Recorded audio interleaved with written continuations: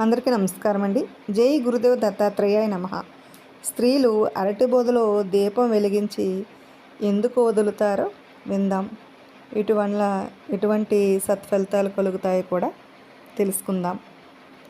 పెళ్ళి కాని వారు అలాగే పెళ్ళైన స్త్రీలు కూడా అరటి చెట్టు బోదలో దీపం వెలిగించి కోనేరులోనో నదుల్లోనో దీపాలను వదులుతారు.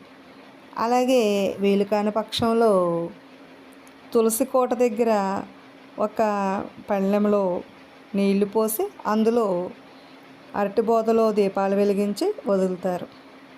పెళ్ళి కాని వారికి మంచి భర్త లభిస్తాడని, అలాగే పెళ్ళైన వారికి ఈ విధంగా చేయడం వల్ల భర్త క్షేమంగా ఉంటాడని ఒక ప్రగాఢ విశ్వాసం.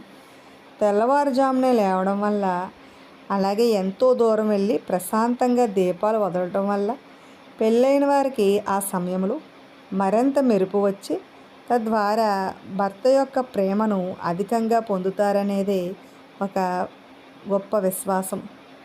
పెళ్ళి కాని పిల్ల ఇలా చేయడం వల్ల అందరి కళ్ళ దృష్టిలోనూ పడి త్వరగా వివాహం అయ్యేందుకు అవకాశం ఉంటున్నది మరొక నమ్మకం.